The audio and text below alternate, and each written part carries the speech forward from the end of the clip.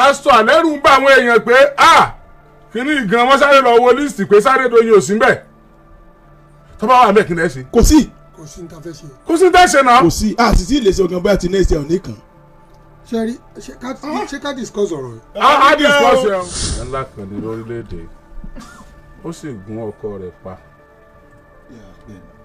ọkọ rẹ̀ wà ń bẹ̀ lọ́dún 2020 kan 2020 náà ó nìyẹn wọ́n ti yọ̀ǹda òun náà ìyẹn lédi pé kọ́ ọmọ ìlọlé wọ́n ti release ẹ̀.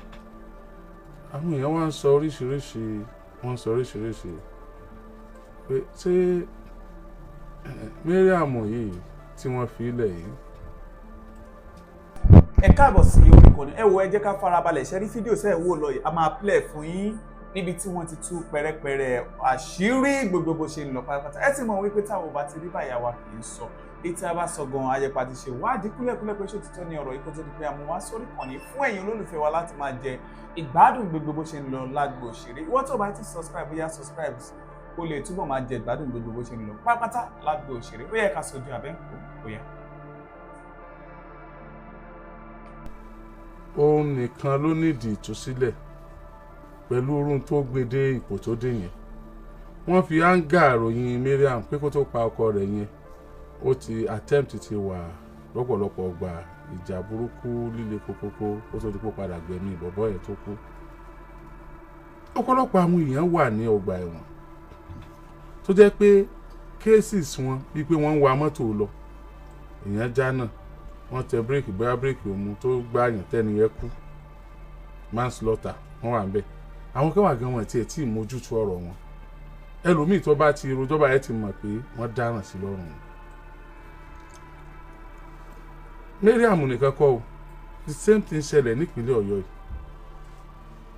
ẹnìkan náà tó náà ó pa ọkọ rẹ̀ yẹn jẹ́ breadwinner family wọn tú òun náà lẹ̀ ọmọ èèyàn ńláńlá làwọn èèyàn wọ̀nyí ṣé àwa tí a jẹ́ ọmọ àtàpátá dìde táìsọ ọmọ èèyàn ńlá táwa connected ṣé a ṣe wá orílẹ̀-èdè ṣé àjọ lórílẹ̀-èdè yìí ni no because ètò ìṣẹ̀lẹ̀ ìpínlẹ̀ Ọ̀yọ́ tó pọ̀ ọkọ rẹ̀ ẹ̀ túlẹ̀ ètò tún ṣẹlẹ̀ tí gbogbo ohun Nàìjíríà tún gbọ́ náà lẹ̀ tún túlẹ̀ so ẹni tó kú ti ẹ̀ gbé I don't understand. ní ẹni tó kú ti ẹ̀ gbé ní ìlú Aríremọ́sí Amọ̀kàṣìkà ẹni tó kú ti ẹ̀ gbé. Pastor ìlú Aríremọ́sí kí ni kí a ti wí Amọ̀kàṣìkà kí ni kí a ti wí pé èmi ó ṣàánú fún ẹni tèmi ó ṣàánú fún. That's a different philosophy entirely. I trust you. Ó ti tán. Different philosophy there. Ó ti tán. It is not the philosophy about justice. It's the philosophy about mercy. And you see, when we talk about philosophy of mercy, it's also based on merit. Pásítọ̀ àlẹ́rù ń bá àwọn èèyàn pé kíní gan wọ́n sáré lọ wo líìsì pé Adedoyin ò sí mbẹ̀ tó bá wà mbẹ̀ kí ni ẹ ṣe. kò sí ní ta fẹ́ ṣe. kò sí ní ta ṣe náà. kò sí àṣìṣe ìlẹsẹ ọgàn bá ti ní ẹsẹ òní kan. ṣé ká discuss ọ̀rọ̀ yìí. a discuss ẹ o. Okay, yeah.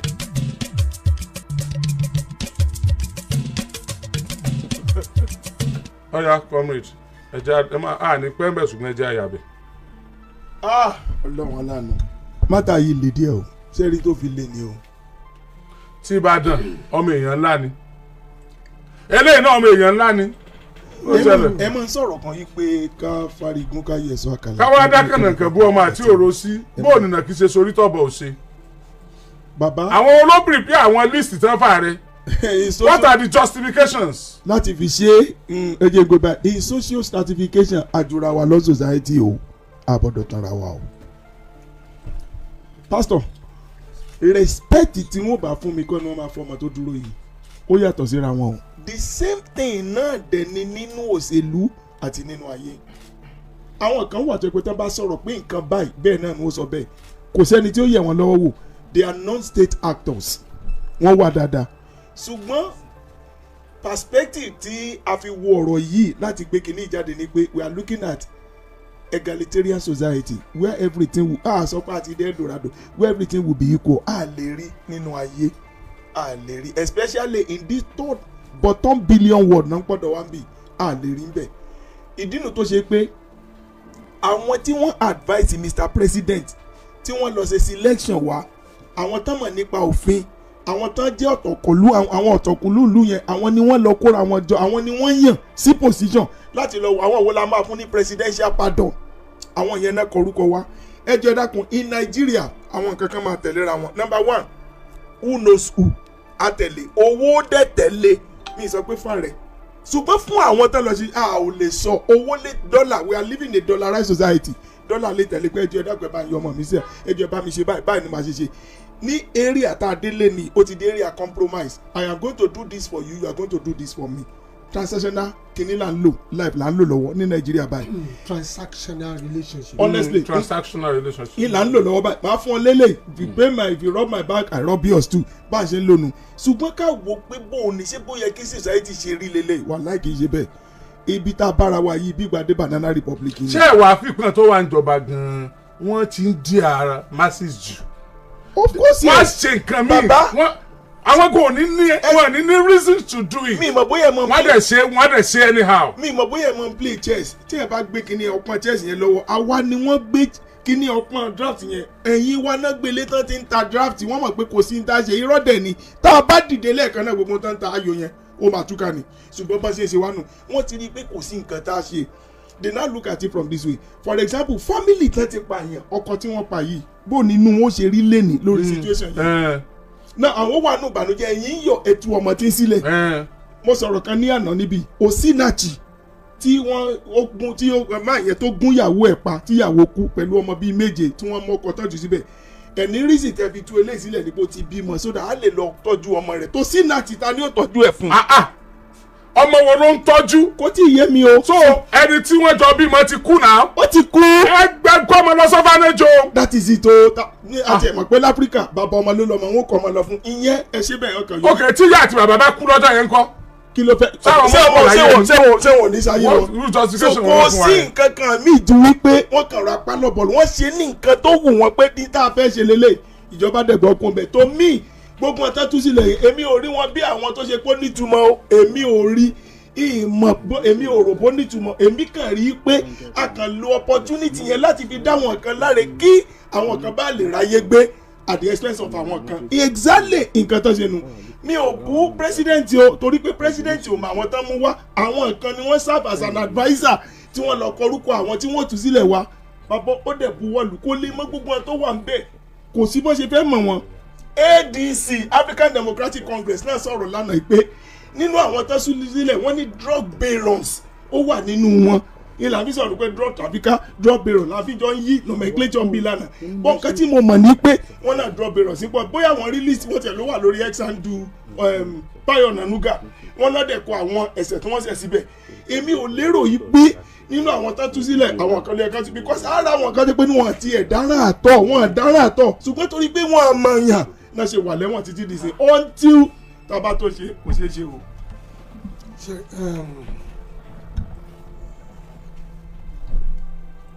George Orwell ìwé méjì kan tó kọ tó bá mi lẹ́rù jù number one ó kọ Animal Farm number two ó kọ ìwé tó pè ní 1984 inú Animal Farm ló ti ní all animals are equal but some are more equal than the other.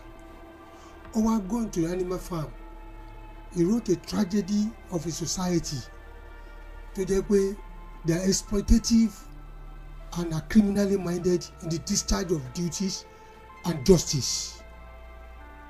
Nínú 1984 ó kọ̀rọ̀ pa using logic against logic only to know and not to know to be conscious of complete truthfulness while making carefully constructed lies. So using logic against logic. I think we are in an environment where both 1984 and George Orwell Animal Farm is now staring us in the face when it comes to the level of injustice perpetuated within the corridors of power and the level of impunity and rascality that engulfed or that characterizes the corridors of power. Now, let me take it this way. Cherry, in a society where robbers are let loose, where drug barons are let loose, where murderers are let loose, it has become worse than a banana republic. It has become a chaotic environment, toxic environment, it has become a criminally minded environment. And what do we see in a criminally minded environment? Criminal activities mama festasi, insurgency mama kosi, financing of terrorism mama kosi, killings, unnecessary killing mama kosi, and these people will escape because there's no justice. These people go scot free.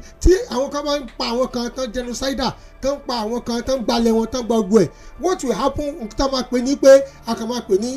Just clash lasani. Community clash instead of calling it the name it is. How can Fulani X-Men come to a village, come buy your Benue, come bale just ordinary community clash lasani. So this is what is characterizing our society today. Now let me go to what the president did. Ifemi gave his defense. The president yes. But I want to disagree with that, because we have the DSS before Adedoyin. A lot of people will profile them. DSS will profile it. Are they worthy of being pardoned? Now, our crime come out till when the purview federal government. Our cases come to state level only. Federal government only pardon and don't pass through the state courts. No. You can only pardon people pass through the federal courts. Yes, exactly. So people pardon. They pass through the federal court. Yes. The court historically nothing pardon ọ̀pọ̀lọpọ̀ wọn tí ò sí under purview wọn tí ò tí ì bí wọn gbà tó ṣẹlẹ̀ gan. The issue of Abat Macaulay and co.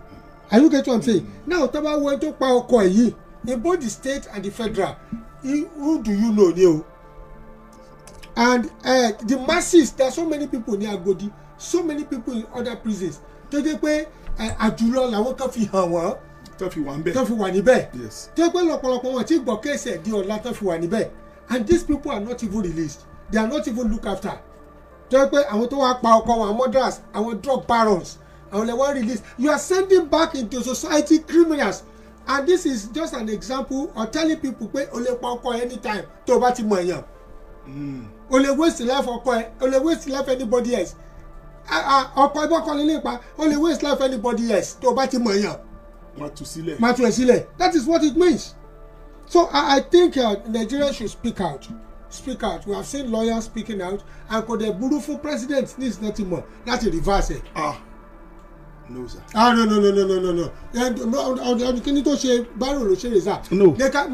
You know how to know somebody who is purposeful in life, somebody who has strength, somebody who is just. Okay. Somebody who is just is somebody to make an error, to the reverse it, to the give apology. It doesn't make you to be a weakling. It projects you as somebody with strength. Yeah, I agree. Are you getting what I'm saying? Saying sorry for what you did wrong is not saying you are weak. It's telling us how just you are. You see, we are looking at the moral aspect of these things. Morality is not justified. And what are we preaching? Every law, some of the law steps out of morality. Do not kill, do not be covetous. Out of morality. So where is the moral justification for releasing somebody who killed her husband? Moral justification that fẹ́ni tí ó dé gbé drug barrel cocaine ló gbé tó fi débẹ̀. Kílẹ̀ message wo lè pass sí àwọn aráàlú? What message are you passing to us? Ibi tèmi ti sọ Are you getting what I'm saying? Ibi tèmi ti sọ pé mi ìfẹ́ agree níbi kan tẹ́ sọ ni pé DSS wọ́n ti lọ profile àwọn people yẹn wọ́n ti wo ẹ̀ṣẹ̀ tánṣẹ́ o pé ẹ̀ṣẹ̀ tánṣẹ́ lélẹ̀ o wọ́n wá gbé wá. Ẹ mú gbàgbé pé committee yẹn ni wọ́n gbélé lọ́wọ́ o. Committee lè dàbàrú ẹ̀. Committee headed by Lati Fagbemi. Ó lè dábàá ẹ̀kọ́ Minister of Justice. Ó lè dàbàrú ẹ̀. Under the fún government. Ó ní the last minute wọ́n ma. That is it. The buck stops on the table of the president. No.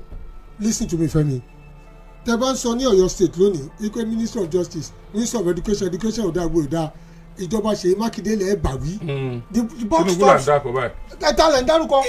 Ṣèyí Mákindé listen Femi. Ṣèyí Mákindé ló wà ní in charge schools tó yẹ kó fún wọn ní advice ẹja ṣe bí nígbà tó ń ṣe budget ministry kọ̀ọ̀kan do they budget to renovate these schools? Do they key into the agenda of government himself? You see, institutions under the government, what makes a government are the agency and the institution, a conglomerate of the agencies and the institutions that is within the confines of that government and don't make a government. Are you getting? But the buck stops on the table of the governor. Yes, Mariam Soda is among those pardoned by President Bola Ahmed Tinubu. She was convicted of killing her husband, Biliaminu Bello, and sentenced to death. and sentenced to death in 2020 after spending 6 years and 8 months at the Suleja Medium Security Custodial Center. She received a full presidential pardon on October 9, 2025 as part of a broader clemency exercise for 175 convicts and former convicts. The pardon was recommended by the Presidential Advisory Committee on the Prerogative of Mercy, chaired by Attorney General of the Federation, Lati Odo, and was based on several factors, includes good conduct, such as good behaviours during her time in prison. Remorse had demonstrated remorse for the crime. Family plea her family's request for her release, citing the best interest of her 2 children. Rehabilitation, her commitment to being a model prisoner and embracing a new lifestyle. This decision has sparked mixed reactions, with some questioning the rationale behind freeing a convicted murderer while others remain on death row for similar offences. Bàbá ẹ̀dẹ́kun sà l'Abuja níjọ́ òní Fúlàní kan da ẹran lọ sínú ilé ẹnìkan ó wá fẹ́ yìnbọn pẹ̀ ní ẹni ẹ̀ wá gba kíní ẹ̀ lọ́wọ́ ẹ̀ wá pa Fúlàní ẹ̀ bọ̀bọ̀ yẹn ń bẹ lẹ́wọ̀n sí kí ló tún wò tú sílẹ̀. Self defence ni ẹ. wọ́n ti mú lọ sẹ́wọ̀n lórí ọ̀rọ̀ yẹn. Kọ́míkẹ́ Bàrọ́lá wọ́n ti mú lọ. ṣé kájọ ṣeré làgòdì kẹ́ ẹ bá èèyàn márùn-ún sọ̀rọ̀ kéèyàn márùn-ún yẹn sì represent èèyàn 50-50 náà tó wà làgòdì kẹ́ ẹ lè mọ̀ wípé àwọn tí wọ́n deserve pardon yìí tó ẹ pé táyé bá gbọ́ pé wọ́n tú wọn lẹ̀ inú wọn ó dùn wọ́n pọ̀ lé wọn káàkiri yàtọ̀ sáwọn tó ń filẹ̀ now kí ló ṣeé ṣe ẹ jẹ́ ká wò bó ṣe fi Mariam sílẹ̀ ṣe mọ̀ pé téèyàn bá dáràn tí wọ́n bá tì mọ́lé kì í ṣètòrí òun nìkan náà fi tì mọ́lé ní táìmù yẹn torí irú ẹni tí yóò bá a fẹ́ dárú ọ̀ràn bẹ́ẹ̀ kìnìyàn lè kó má bàa ṣẹlẹ̀. send the signal sí wọn.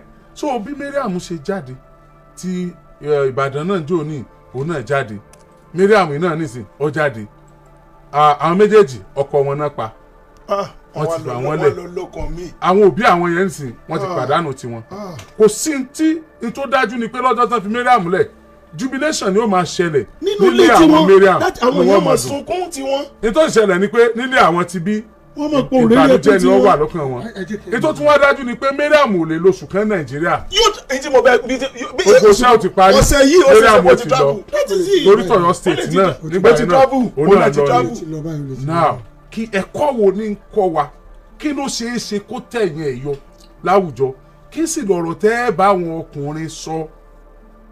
tó yára wọn brain ni o. ẹ ṣe àrísà ṣe prerogative right of mercy kò ní limitation. bẹ́ẹ̀ni it could be extended to. gbogbo wa láyé yìí wọ́n ní tọ́lọ́run bá sàmì ẹ̀ṣẹ̀. kò sẹ́ni tí ó dúró. kò sẹ́ni tó máa dúró. that's the fact. but you see everything in a society where we belong to kọ́mọ̀ jẹ́ pé I encourage so much of criminality. You have to look deep into it very well. ṣe èmi yóò expect kan tó wọ́n ti dá sílẹ̀ káwọn family àwọn ọkùnrin yẹn náà sọ pé àwọn làwọn ní kí wọ́n túlẹ̀ àwọn family àwọn tán pa. ṣe ìyẹn ni ó fọwọ́ wọ́n mú yín. wọ́n ṣe pé family tiwọn lọ́mọ yẹn àwọn family àwọn tán pa iná wa sọ pé àwọn làwọn ní kí túlẹ̀ for the sake of. gbà tí wọ́n ń ka ẹ fẹ́ gbọ́ bẹ̀ yẹn gbà tẹ́mi náà ń ka mo fẹ́ rí bẹ̀ yẹn pé family yẹn ti padà jọ sọ̀rọ̀ wọ́n kú jọ lọ́mọ náà ni láìpẹ́ torí ọmọ ni a jẹ́ pé family ti gbọ́dọ̀ wọ́n ti padà jọ sọ̀rọ̀ kò sí bẹ̀. ilẹ̀ Haúsá ni wọ́n ti gbà pé àmúwọ́ Ọlọ́run ni sọ̀rọ̀ Allah ni pé làwọn fi jọ but kò sí kílásì yẹn bẹ́ẹ̀ kò sí family ọkọ ń bẹ̀ láti pé wọ́n tẹ ojú wọn mọ́lẹ̀. àwọn cases mi káwọn tó wà involved tó jẹ́ wọ́n sọ pé wàá ṣèjọ́ mọ́ state prosecution gan àwọn àkákò nǹkan táwọn yẹn bá sọ pé look let's nullify this thing àṣẹjọ́ mọ́ wọ́n dẹ̀ máa gbé jáde pé àwọn báyìí náírà wọn ò ṣẹjọ́ mọ́ kálẹ̀ wọn ò ṣe báyìí mọ́ kálẹ̀ káwọn kan ṣẹ̀tù ni o àwọn wùwídìí o àti kúkú rí ijọ́ tó wà bíi akúkú ti rí pé ẹnìkan wà ní àwọn tó gbọ́ agbófinró tó ṣe ṣàkárá mọ́ bàbá kan ní challenge tí bàbá yẹn kú sẹ́nu steering abẹ́ ti gbàgbé ni story kan báyìí tẹ́ pé ara àwọn agbófinró tó uniform yìí tó gbá bàbá yẹn mú báyìí tó bọ̀ tí àwọn ẹni hospital lọ́mọ tí ń bọ̀ nǹkan eventually bàbá yẹn kú ìgbà tí wọ́n wá family méjèèjì wá mo mọ̀ pé mo wà bí jọ yẹn tí family méjèèjì wá tí wọ́n dẹ̀ sọ pé ok àwọn ò bá wí but ọmọ yẹn gbọ́dọ̀ jìyà at the end of the day wọ́n bẹ̀bẹ̀ àwọn náà ra pósí náà ra nǹkan kan náà ṣe gbogbo kíní ẹyẹ ẹ̀kẹyìn tán ṣe gbogbo ẹ̀ àwọn fámìlì méjèèjì inú wọ́n sì parí ẹ̀ àìmọye irú ẹ̀ tá ti sẹ́tù ń bí because ó ní consent àwọn méjèèjì àwọn téèyàn wọn ló ní consent victim nínú. very soon they will release Abdulrahman who killed his girlfriend in Ilorin too. okay but ẹ má gbàgbé kíní kan we are in a society ṣẹ́gbọ́ where influence and affluence determines outcome of anything. ẹni tó bá ti léèyàn ní òkè tàbí tó lẹ́ni tó léèyàn lókè wà ní opportunity láti escape a lot of justice wà ní opportunity láti exploit justice the system. so to one's favour. bẹ́ẹ̀ni then tí bá ní di favour ẹ tí mo yẹ pé olóòkọ nìbàdàn Fẹ́mi tí mo dẹ̀ fẹ́ jẹ nǹkan tí mo dẹ̀ pé olóòkọ. you have to dance to my tune. tí bá tú ọmọ ẹ lẹ tí mo yẹ pé wọn náà lè join mi. tí o understand mo lè tú ọmọ ẹ lẹ mo lè tú lẹ o. kí ni mò ń sọ lẹ́ẹ̀kan yí pé ọ̀rọ̀ tí mò ń sọ nù pé kí ni ká ti wí pé ṣùgbọ́n ẹni ká mọ̀ lò. so wọ́n ní family ọkọ gan ti release a statement. okay. wọ́n ní family ọkọ ti release a statement tí wọ́n fi ń banújẹ́ lórí ọ̀rọ̀ yìí. wọ́n ti rán mi sí newsroom máa béèrè ẹja kùn bẹ́ẹ̀ ó tó gẹ́. gómìnà Ṣèyí Mákindé His Excellency Engineer Olúṣèyí Mákindé wọ́n ní ẹni máa lọ kó máa lọ ẹni máa lọ kó máa lọ o ẹgbẹ́ yìí ò lè dáwóró. wọ́n ní bí wọ́n ṣe ń jápa lọ́tún tí wọ́n ń jápa lọ́sì kò túrun kankan lára ẹgbẹ́ òṣèlú PDP. Reps PDP caucus raise alarm over plots to truncate National Convention. àwọn tó tún wá jẹ́ PDP tán wà ní rep wọ́n ní ẹgbàá wọn o convention wọn fẹ́ wáyé o wọ́n fẹ́ bàjẹ́ o. wọ́n ní they seek National Judicial Commission's intervention.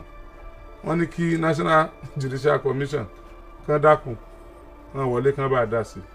Ṣèyí Mákindé sì sọ pé ẹni tí ọ̀lọ́ kọ́ lọ àwọn ní ẹ mọ̀ lẹ́lọ náà ní dandan ẹ lè pe torí pẹ́ lọ kẹ̀sì bẹ́gbẹ́ àwọn jẹ́ PDP ó dúró kàǹpé PDP power PDP power to the people PDP we dey kàǹpé. ọ́fíìsì pásítọ̀ tó jókòó lẹ́gbẹ̀ẹ́ mi. pásítọ̀ èwo. pásítọ̀ ẹ̀yin ni àwa níjọ́ kan èmi àìkí alájà àpọ̀bá gbogbo àjọ jókòó pásítọ̀ wa làwọn lọlé ẹnìkan wá sọ̀rọ̀ mi mọ̀ bóyá pásítọ̀ lè rántí ọ̀rọ̀ pé ẹ wò ẹ mọ̀ lọ bẹ́ẹ̀ bá lọ Ọlọ́run lọ ṣé ẹ rántí ọ̀rọ̀ yẹn good ẹ jẹ́ wọn máa lọ bí wọ́n bá lọ Ọlọ́run lọ nu PDP Ọlọ́run wà nu PDP ṣé gẹ̀tì ẹ̀ ní tí mo rí ni wípé a ti dé stage realignment of forces àwọn kan mọ̀ fi ẹgbẹ́ lẹ̀ wọ́n mọ̀ lọ sínú ẹgbẹ́ mi gbogbo aládẹ̀mọ̀ pé ibi tí ṣúgà bá wà ibẹ̀ ni ìrà máa lọ lọ́wọ́lọ́wọ́ báyìí kì í dé bá nìkan yẹrí ó dé bá PDP kò mí ìpín túká o if we could have somebody like Engineer Ṣèyí Mákindé Governor Senator Jackson Nurudeen Ìmọ́lẹ̀ Adémọ́lá Adélékè tí wọ́n bá lè retain wípé àwọn ò ní kúrò ń bẹ̀ ẹ má gbàgbé pé nígbà kan AD dáhóró President Bola Ahmed Tinubu àwọn nìkan náà dúró àtàwọn bàbá kọ̀ọ̀kan ni wọ́n jọ wà ń bẹ̀ o Jackson Nurudeen Adémọ́lá Adélékè àti Engineer Olúṣèyí Mákindé àwọn méjì yẹn ti tó o bàbá igi ọwọ́ méjì kò sí tí ó lè pa o. ẹ̀yin nu Ọlọ́run. báwo. ẹ̀yin nu Ọlọ́run. àwọn méjì tó o. ẹ̀yin nu Ọlọ́run. ìta kan nídìí ni pé ṣe pé kì í ṣe igi kan ní Dágbóṣe ó ti di igi méjì tó fẹ́ Dágbóṣe ní South West níbí nígbà tá a bá wò lọ́tà bò èrò tó ya wá o ṣúgà ò sí lọ́dọ̀ wọn mọ́ nìyẹn o ṣùgbọ́n ṣúgà ń bọ̀ tí ṣúgà bá dé gbogbo èèyàn ní ẹ̀tún wà ó kó yá ẹ̀tún jẹ́ àlọ́. ẹjọ́ ṣebí àwọn gómìnà PDP pọ̀ náà. ní wọ́n ti lọ tán àwọn méjì tó ti lọ báyìí àwọn àtúmọ̀ tí ó tún lọ kó tó di November ìbá ti lọ dírí ìbá ti lọ lónìí dírí ń lọ bóyá jọ wẹ́ẹ̀sì ti dírí ṣẹ̀gẹ́tì ẹ̀sìn ìbá tí sì ń lọ ìbá. wọ́n fọjọ́ ìnáwó kanjọ́ kan. bàbá ìwọ̀n fọjọ́ ìbá fòun lẹ́ o ó ní bó ṣe lọ tó bá ti wẹ̀yìn ń gbọ́dọ̀ rí àwọn tó wà ń pò kán mọ̀ tẹ̀lé wọn so gbogbo wọn tí a bá gbọ́ gbogbo Enugu ní lọ tí a bá gbọ́ Enugu gbogbo Enugu ní lọ. wọ́n lọ sí APC. wọ́n ti wà ń bẹ̀ ọ̀rẹ́ bá wọ́n ya káàdì lọ́wọ́ báyìí torí àárọ̀ ẹ̀ ni wọ́n ní wọ́n ya káàdì. wọ́n sì á ya káàdì. wọ́n gbọ́dọ̀ ya káàdì báwọn sínú bẹ̀ ẹ̀ mọ́. wọn ò ní ìdíkọ́dà padà kò wúlò mọ́ ó kọ́ wọn ló wà bẹ́ẹ̀ ẹ jẹ́ wọn ya bàbá náà ya tí wọ́n lọ́ta ẹ jẹ́ wọn ya. àwọn náà wọ́n bẹ̀rẹ̀ rẹ̀. àwọn náà bẹ̀rẹ̀ rẹ̀ lẹ́yìn yẹn. ògbọ́n tó bá ya káàdì Ọbásanjọ́ ló fi jọ. ọdún bẹ́ẹ̀ ni tó bá ya káàdì PDP. ọlọ́mọ sí yẹn lọ́ máa le ẹ̀gẹ́ tí yẹn ní bàbá tí wọ́n wò wájú nìyẹn. it's alright. àwọn ya dírí náà lọ. tí n bàbá lọ tí dírí lọ mélòó àwọn olókù. ṣé wọ́n ju bíi mẹ́rin lọ márùn lọ́mọ ni. ẹ mú méjì àpàbí. púpọ̀ pàdé tó ń ṣe káàkiri àwọn yẹn náà mọ̀ wà ń bẹ̀. ṣé bẹ́ẹ̀ rí jọ wọ́n wọ búùtù táwọn wo ẹ̀ríkẹ́ búùtù tọ̀dọ̀ mi ló yàtọ̀ tí kálukú wọ búùtù ṣe àgbà sọ pé nínú mítì bá ṣe lọ tán ni àwọn kan wọ́n kúrò ń bẹ̀ náà wọ́n kúrò ń bẹ̀ eléyìí náà wọ́n tó ti lọ èyí tó tún ní oko wa lọ ẹ̀ tí ò rí nǹkan kó náà yóò lọ báyìí ẹ̀ tún wá mọ tó fọ́ ni before December àwọn kan tó lọ nínú gọ́fúnà yìí náà ni o tí gọ́fúnà bá dẹ̀ ti lọ bá làwọn ṣe rí o ti dé bá PDP ti tú for now ẹ gbàgbé convention ó wáyé tí wọ́n bá rí convention yẹn ṣe wọ́n lè ríra wọn ṣàjọ lọ́jọ́ ọ̀la but for now oyin ti wọnú PDP oyin àwọn oyin kíní ni oyin àtàgbọ́n ó ti wọnú PDP báyìí tí èèyàn bá pẹ́ níbi tó nàró sí kọlọ̀bọ̀ lójú ó yọ. oyin ní ẹgbẹ́ PDP oyin ní. oyin yẹn yàtọ̀ o oyin tá a fi mú nǹkan nìyẹn oyin tí ń tà yẹn ló wọlé bẹ́ẹ̀ àtàgbọ́n ejò tí wọ́n wà nísàlẹ̀ ejò amúbidán ni ó le gan bàbá èyàn gbọ́dọ̀ pẹ́ lórí fídíò. honourable suka. bàbí ẹgbẹ̀gbọ́ ọ̀bọ̀n bàbí kan tó sọ ọ̀gá bí ọjọ́ òbúkọ. ọ̀rọ̀ ayé lójú ọ̀rọ̀ gbéraga sí ọ̀kan ṣoṣo àràbà ṣe gbẹgbẹ̀rún ọ̀ṣọ́ṣọ́. ọmọ tó já bábà kan ṣoṣo kì í ṣẹgbẹ́ ẹgbẹ́ arúgbó ọmọ. wúbi rẹ́dẹ̀rẹ́dà ọdún jọgán ti ilé ká ọdún jọgán ti gbàgbé jẹ sọ òun rántí bá ọdún jọ ló ní iṣẹ́ lògùn sẹ́ ẹṣẹ́ṣẹ́ lògùn sẹ́. yahoo lògùn sẹ́. ẹ wá sọ kí bẹ́ẹ̀ pẹ́ mọ́ tó lè wọ́ olórí wa lò ká. Now we look at the empirical facts and seeing is believing. ẹ má jẹ ìbọn ọpọ. àwọn ò dàrú wájú ni wọ́n dàrú wájú ni bá. ẹ dákun. ṣé rí ntẹ̀yìn rí olómú ntẹ̀yìn ó sọ jáde àìrí kí n rí nǹkan wí o. tabadẹ wo nǹkan tó ń ṣẹlẹ̀ lọ́wọ́lọ́wọ́ báyìí kò fọ́n rí fún PDP o. ifá ọ̀pọ̀ rẹ̀. kò fọ́n rí fún ọ kò fọ́n rí fún ọ. And I'm just worried wípé kí ló dé tí trend yìí wá pọ̀ báyìí. tó wá pọ̀. tẹ́tún náà fẹ́ ṣe convention tí wọ́n tó fi mú gbogbo wọn pọ̀ tẹ́nu wọ́n tó fi kó tí wọ́n fi wo ọ̀nà way forward. àwọn méjèèjì wà ní committee convention. tí wọ́n jẹ́ pé time yìí òun làwọn ẹ̀ tó wá kọ́ mọ̀ àtàwọn tó ní àwọn ń lọ àwọn tó kù ní ìsìn ojú bíi márùn-ún kankan lọ táwọn yẹn bá tún ti lọ. ẹ mọ̀ pé mo lè kọrin ábọ̀mù mi fẹ́ jáde. so àwọn yẹn tó kù ní ìsìn ojú bíi márùn-ún lọ but the point is there I want to support Femi. Yeah. You understand? torí Femi ẹ ṣàbòsí. no kò ṣàbòsí tààrà. ìṣàbòsí rí. ìwé òtí rí ni Femi ó tún I want to support Femi because there is always the beginning of a new beginning. Yes. Ntí mo kàn rò ní wípé àwọn tí wọ́n fẹ́ jẹ president ní PDP. àwọn mélòó. ṣé tá ti signify by engineer Ṣèyí Mákindé ti signify. ètò. àti signify àwọn èèyàn root for him. wọ́n ní tí wọ́n bá. people are rooting for him. Goodluck Jonathan. They are rooting for Goodluck Jonathan. Peter Obi. They are rooting for them. Peter Obi. They are still rooting for them until make up mind one. Àti ìrẹ́ntàn make up mind. Atiku Abubakar. No, kò sí bẹ́ẹ̀ mọ́ African Democratic Congress ADC ni Atiku but they are also rooting for Atiku. pé bóyá kan lọ mú wá. So most of the people who are rooting for ni. You understand? And there are some that are still silent on their vision. But the acts, the way they behave, the way they talk, it shows that they are leaders. For example, the way Engineer Ṣèyí Mákindé is talking, even in Abuja, when he was even saying, tell anything about the convention, they should hold him responsible. It's showing leadership traits. You are a leader. You are a leader. You are a leader. You are Ṣèyí Mákindé. You are a leader. honestly speaking. ìyá bàbá mi bó ṣe ń wò mí. I give it to him because if you can come out and say, look, hold me responsible, it depicts of somebody who is purposeful and who knows what he wants and who is ready to articulate and to ensure all the plans and purposes are put in proper shape for a better execution during the convention. Pastor Malaika, Pastor 07041001887. Kí ló ṣẹlẹ̀? Mo ní Pastor Malaika, èmi tó sá. Sábà tí ń gbé ìbò lọ gbé ìbò, mo ti mọ ibi tí wọ́n fẹ́ land sí mo Pastor Malaika. Land dáadáa. Land orí òkúta. Land orí òkúta. Ilé Ọlọ́run. Hello. Ibi tí a lè gbé magi sí. Ẹ káàárọ̀. Ẹ káàárọ̀ sà. Magi tún wù mí. Ẹ kú iṣẹ́ kú ètò orílẹ̀-èdè Nàìjíríà. Yes sir. Ọlọ́run Elédùmarè á máa ilé yín àti ọ̀nà yín á máa tún ṣe. Àmín. Ìfẹ́ tọ́lọ́run fi so gbogbo yín pọ̀ tẹ́ wà ń bẹ̀ torí pé ẹni tó bá ń bomi ọgbọ́n lọ́gbà ó ń tún orílẹ̀-èdè yìí ṣe. Ṣé rí ọ̀rọ̀ òṣèlú lórílẹ̀-èdè Nàìjíríà yìí? Bàbá wa Awólọ́wọ̀ ti sọ sẹ́yìn. Ó ní tó bá tásìkò kan irọ́ tí gbogbo àwọn èèyàn fi ń bò wá lójú ajá. Bàbá wa Tinubu ṣe bí gbà kan lọ́wọ́ ní èdè ṣe bí gbà tí bẹ́ẹ̀ fẹ́ bàjẹ́ ṣe bóun làwọn náà kúrò. Nísìnyí ìwà tó ń wù nígbà yẹn táwọn Afẹ́nifẹ́re fi kọ̀yìn sí wọn ṣe bóun náà lọ bẹ̀rẹ̀ sí ní hù PDP báyìí. Àwọn ló ń kó èèyàn jọ nítorí pé ó lọ́lá onípò ó fẹ́ fi hàn wọ́n pé dandan 2027 yẹn kò sẹ́ni tí ó gbà. Wọ́n káwọn gbàgbé kọ́ má gbàgbé kan pé ilé ayé ò kì í ṣe tẹnìkan. Àfẹ́ àkọ́ àpò ònú ẹ̀yọ́ kan. Ṣùgbọ́n orúkọ táwọn tó ti wà lẹ́yìn sílẹ̀ òun náà ń jẹ́ o. A gbàgbé bàbá wọn náà lé ní. Nítorí pé kò gbàgbé ọmọ Yorùbá. Ṣùgbọ́n táwọn bá ń ṣe bọ́n ṣe ń ní wá lára yìí. Ìnira tó kùkù sọ́wọ́ wọn àtọ́lọ́run. Tinubu ní ilé ẹkọ ònú PDP ni. Kò yé mi o. Freedom of association anybody lè kú o. Adult kọ́ láti ọmọ odidi governors.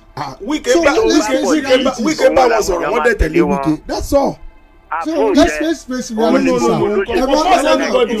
No, go force anybody. Whether directly or indirectly, we didn't see. Kò sí anybody nínú wọn tó sọ pé the president forced me. No, wọ́n bẹ̀rẹ̀ lọ́wọ́ wọn pé wọ́n ní iṣẹ́ rere ìjọba àpapọ̀. Typical Nigerian politician wọ́n á wá bíi tí ṣúgà wà tí wọ́n lọ dó sí. Hello. Ẹ káàárọ̀ sà láti Abẹ́òkúta láti Ògùn State ni Mr. Ògúndélé. Akínyìn ẹ ṣe kú iṣẹ́ ọpọlọ ẹ̀rù tiẹ̀ ń bà wá pẹ̀lú ètò ẹ̀sọ́ àwọn tó pa ọkọ àti ìyàwó yẹn nígbà tí olówó ṣe báyẹn tí mẹ̀kúnnù bá ṣe bẹ́ẹ̀ tí kò máa kú sọ̀hún ni kò sí ìdájọ́ òdodo mọ́ Ọlọ́run kó ṣàánú wa o Aláàjì Ọlọ́run á máa gbé ilékè o Ọlọ́run á fi borí ọ̀tá o. Àmín. Ẹ sọ̀rọ̀ kan ní bí lálẹ́ àná pé dọ̀rọ̀ mi ṣe alábàárò mi bàbá tẹ ẹ bá sọ̀rọ̀ gbẹ̀yìn yẹn ẹ̀rù tiẹ̀ bà mí ẹ̀rù gbà mí torí bẹ́ẹ̀ ṣe rẹ́rìn èmi náà rẹ́rìn ni wàláì ohun tí bàbá yẹn sọ ẹ̀rù ilé ayé yìí ó bá lú ẹ̀ pápá Aláàjì Ọlọ́run máa fún yín ṣe o. Àmín sà. Gbogbo ọ̀nà yín ire ló máa já sí láyé yìí. Àmín. Ẹ jẹ́ àgbẹ̀ yóò kẹ́yìn ká máa lọ. Hello. Ẹ ti wọlé. Ẹ káàárọ̀ mà. Mo kí ìyá ọ̀sán.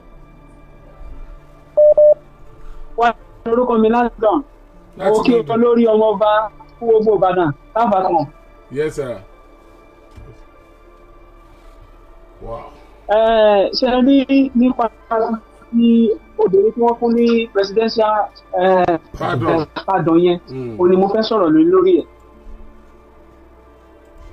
Yes, ní tí mo fẹ́ think pé wọ́n máa ṣe ni pé wọ́n máa convert life imprisonment. Tó pé yẹn ló bá ṣe ni kò bá bẹ̀ dá ju wípé ẹ wá free ẹ̀ ó lose and half years ní ẹ̀wọ̀n ẹ̀dẹ̀ so Oriyomi ò gbàgòdì tẹ́lẹ̀ tó kọ ìtàn ní because olóòtú omi kápá èèyàn ẹ̀ kí ni kò ní pàdé sílẹ̀. nẹ́tíwọ̀kì yẹn ò ṣe dáadáa wọ́n sì sọ ọ̀rọ̀ Oriyomi náà wọ́n sì dá gbàgòdì. Alhaji ọ̀sá ìtẹ́mi lérò pé kó ṣẹlẹ̀ ni pé Ọlọ́run mú yẹn kó ní kó tálákà ò lọ́jọ́ iwájú Nàìjíríà.